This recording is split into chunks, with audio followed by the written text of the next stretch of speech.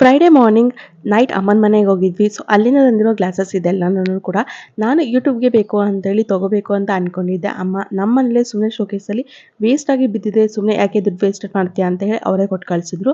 ಹಾಗೆ ಇವತ್ತು ಮಾರ್ನಿಂಗ್ ಬ್ರೇಕ್ಫಾಸ್ಟ್ಗೆ ಚಪಾತಿ ಮತ್ತು ಅದಕ್ಕೆ ಕಾಂಬಿನೇಷನ್ ಆಗಿ ಮಾವಿನಕಾಯಿ ಚಟ್ನಿನ ಮಾಡ್ಕೊತಾ ಇದ್ದೀನಿ. ಹೇಗೆ ಮಾಡೋದು ಅಂತ ಹೇಳಿದ್ರೆ ಮೊದಲಿಗೆ 2 ಟೊಮೊಟೊನ ತೊಗೊಂಡು ಮೊದಲಿಗೆ ಸ್ಲೈಸ್ ಮಾಡಿ ಎತ್ತಿಟ್ಕೊತಾ ಇದ್ದೀನಿ. ಹಾಗೆ ಮಾವಿನಕಾಯಿ ಕೂಡ 2 ಸ್ಲೈಸ್ನ ತೊಗೊಂಡಿದ್ದೀನಿ. ನಾನಿಲ್ಲಿ ತೋತಾಪುರಿ ಮಾವಿನಕಾಯಿನ ಬಳಸ್ಕೊತಿದ್ದೀನಿ. ನಿಮ್ಮ ಮನೇಲಿ ಯಾವ ಮಾವಿನಕಾಯಿ ಇದೆ ಅದನ್ನು ಕೂಡ ಬಳಸ್ಕೋಬಹುದು. ಹಾಗೆ ಮೊದಲಿಗೆ ಒಂದು ಪ್ಯಾನ್ ಇಟ್ಟು ಅದಕ್ಕೆ ಸ್ವಲ್ಪ ಎಣ್ಣೆನ ಸೇರಿಸ್ಕೊಂಡು ಕಟ್ ಮಾಡಿರೋ ಟೊಮೊಟೊ, ಮಾವಿನಕಾಯಿ ಮತ್ತು ಒಂದು 4 ಹಸಿಮೆಣಸಿನಕಾಯಿನ ಹಾಕೊಂಡು ಚೆನ್ನಾಗಿ ಫ್ರೈ ಮಾಡ್ಕೋಬೇಕಾಗುತ್ತೆ. ಕಂಪ್ಲೀಟ್ ಆಗಿ 2 ಕಡೆ ಕೂಡ ಮಾವಿನಕಾಯಿ ಮತ್ತು ಟೊಮೊಟೊ 2 ಕೂಡ ಫ್ರೈ ಆಗಬೇಕು.